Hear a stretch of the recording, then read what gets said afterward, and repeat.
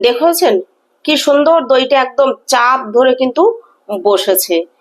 এরকমই কিন্তু হবে দই, একদম দোকানের মতো পারফেক্ট দই হয়েছে। আমি একটা চামচে করে কেটে দেখাচ্ছি। দেখেছেন কতটা বসে গেছে দই আর কতটা চাপ হয়েছে। নমস্কার, তাপসী রান্নাঘরে সকলকে স্বাগত। শুরু করছি নতুন একটা দিনে নতুন একটা রেসিপি। আজ আমি আপনাদের সঙ্গে শেয়ার করব লাল মিষ্টি দই, যেটা আমরা নবদ্বীপে খুব বিখ্যাত। এই লাল মিষ্টি দইটা কিভাবে আমি করব সেটাই আমি আপনাদের সঙ্গে শেয়ার করব।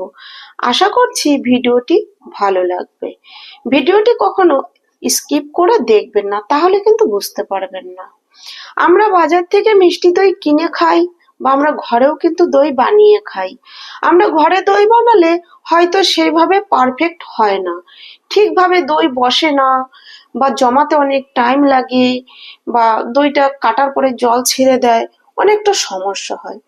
পারফেক্ট ভাবে কিভাবে মিষ্টি দই বানাতে পারবেন সেটাই আজ আমি আপনাদের সঙ্গে শেয়ার করব। একদম অল্প সময়ের মধ্যে 15 থেকে 20 মিনিটের মধ্যে আমি মিষ্টি দইটা বানিয়ে দেখাবো আপনাদের। মিষ্টি দই বানাতে গেলে বা দই বানাতে গেলে অনেক সময় বসানোর জন্য 12 ঘন্টা 24 ঘন্টা টাইম লেগে যায়। আমি কিভাবে 15 থেকে 20 মিনিটের মধ্যে এই দইটা পারফেক্ট ভাবে বানাচ্ছি সেটাই আপনাদের সঙ্গে শেয়ার করব। তার জন্য দেখুন, প্রথমে আমি এখানে 5 থেকে 6 টেবিল চামচ টক দই জল ঝরাতে দিয়ে দিয়েছি। ওজনে হবে 75 গ্রাম। 500 গ্রাম দই বানানোর জন্য আমি 75 গ্রামের মতো টক দই নিয়েছি। এবার এটা আমি জল ঝরিয়ে নিয়েছি। আমার এখানে যেই পরিমাণটা লাগবে আমি সেটাই ব্যবহার করব। দেখুন আমি ভালোভাবে জল ঝরিয়ে নিয়েছি। এখন আমি একটা বাটির উপরে রেখে দিয়েছি ছাঁকনিটা, আরো এক্সট্রা জল থাকলে ঝরে যাবে। আর আমি একটা মাটির ভাঁড় দেখুন রেডি করে নিয়েছি। আমি যেহেতু মাটির ভাঁড়ে টক দইটা বসাবো সেটা রেডি করে নিয়েছি।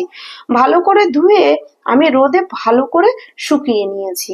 ধুয়ে না নিলে এর মধ্যে একটা বালি বালি ভাব থাকে নতুন মাটির ভাঁড়ে, সেই দইয়ের মধ্যে কিন্তু বালির ভাবটা চলে আসবে। তার জন্য ধুয়ে ভালো করে পরিষ্কার করে নিতে হবে। তাহলে চলুন মেন স্টেপে যাচ্ছি। দেখুন দই বানানোর জন্য এখানে কড়াই বসিয়ে দিয়েছি, আর এরকম ছোট একটা বাটির, দেখুন পুরো পুরো ভর্তি বাটি নেইনি, এরকম এক বাটি চিনি আমি নিয়ে নিয়েছি। পুরো ভর্তি করিনি, কিছুটা খালি ছিল। এবার এই চিনিটা আমি দিয়ে দিয়েছি, গ্যাস এখনো জ্বালিনি।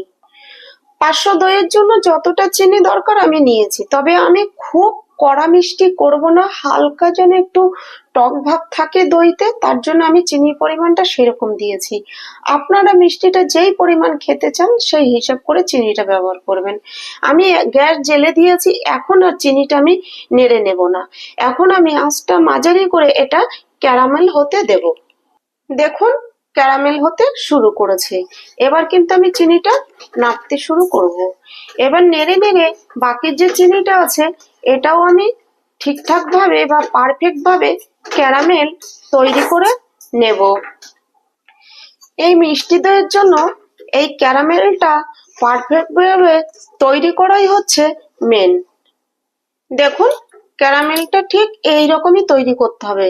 খেয়াল রাখতে হবে যেন পুড়ে না যায়। আর দেখেছেন একটা দানা চিনিও কিন্তু গোটা নেই। এবার দিয়ে দেব কিছুটা জল। আর জলটা যখনই দেবেন তখনই দেখবেন ক্যারামেলটা কিন্তু এরকম জমে যাবে। এবার এই জলের সঙ্গে আমি ভালো করে মিশিয়ে একটা সিরাপ তৈরি করে নেব। দেখুন জল দিয়ে আমি আরো 1 মিনিট ফুটিয়ে নিয়েছি। কালারটা দেখেছেন কি সুন্দর হয়েছে ক্যারামেলের। ক্যারামেলের কালারটা যেন পারফেক্ট থাকে, এতে দইয়ের কালারটা কিন্তু ভীষণ ভালো হবে। এবার এখানে আমি নিয়ে নিয়েছি 500 দুধ। এবার দুধ অল্প অল্প করে ঢেলে দিচ্ছি। দেখুন দুধ আমি দিয়ে দিয়েছি। এবার আমি ভালো করে ফুটিয়ে নেব, আঁচ মাঝারি রেখে। দেখেছেন কালারটা কি দারুণ হয়েছে।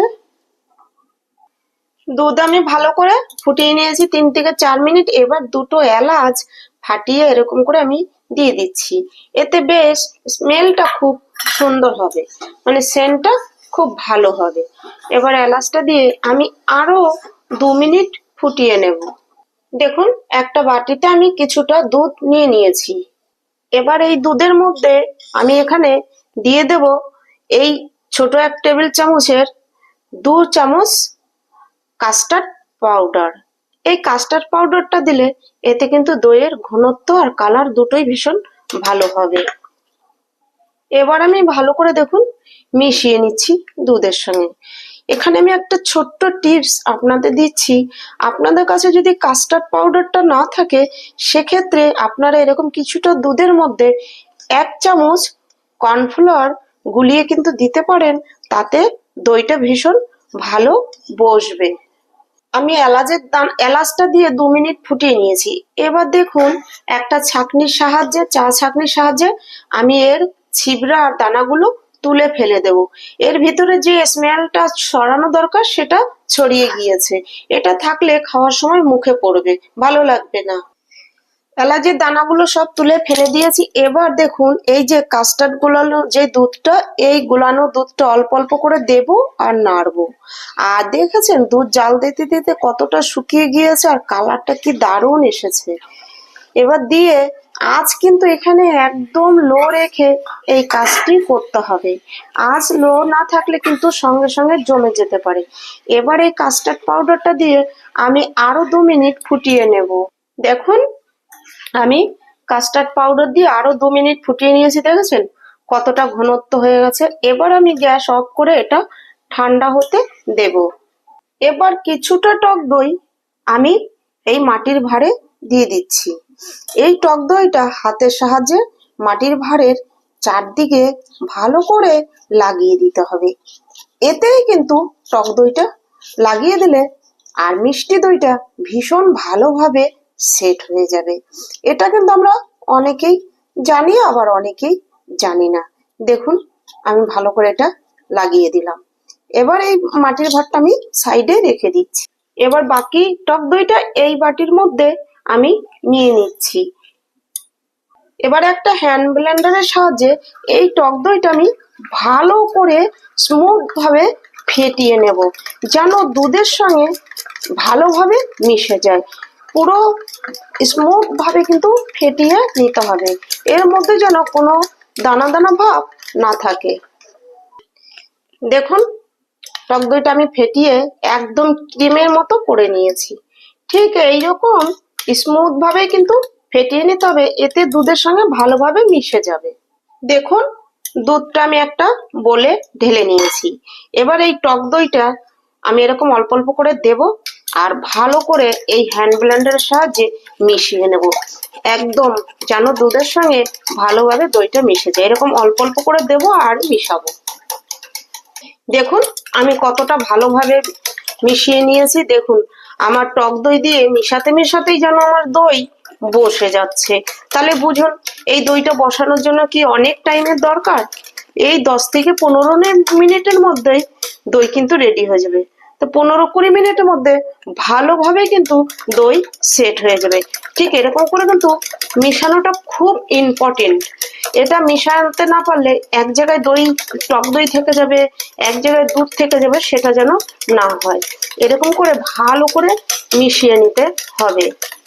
আমি দেখুন মাটির যে ভাতটা রেডি করে নিয়েছি, এবার এটার মধ্যে আমি ঢেলে দিচ্ছি। দেখুন আমি মাটির ভাতটা পুরো কিন্তু দুধটা ঢেলে রেডি করে নিয়েছি।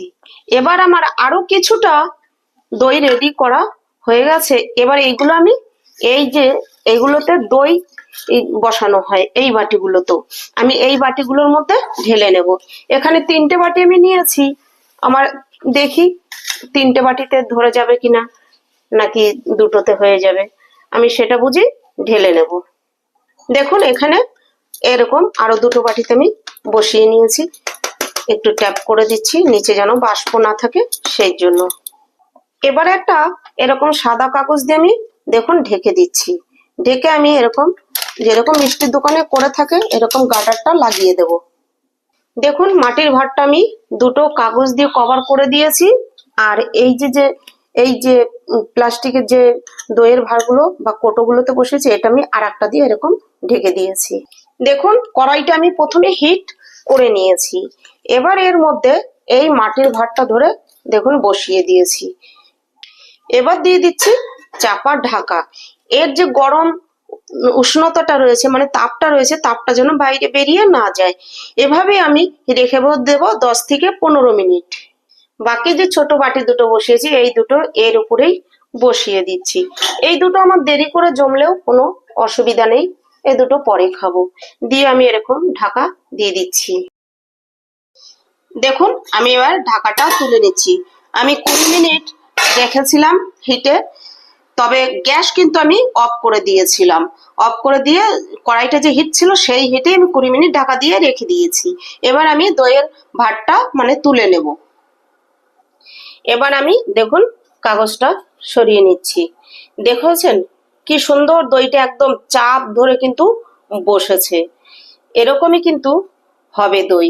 তবে আমি একটা কথা বলতে কিন্তু ভুলে গিয়েছি, যখন দুধের মধ্যে দইটা টক দইটা মিশাবেন তখন দুধটা যেন উষ্ণ গরম থাকবে, এরকমই গরম রাখবেন।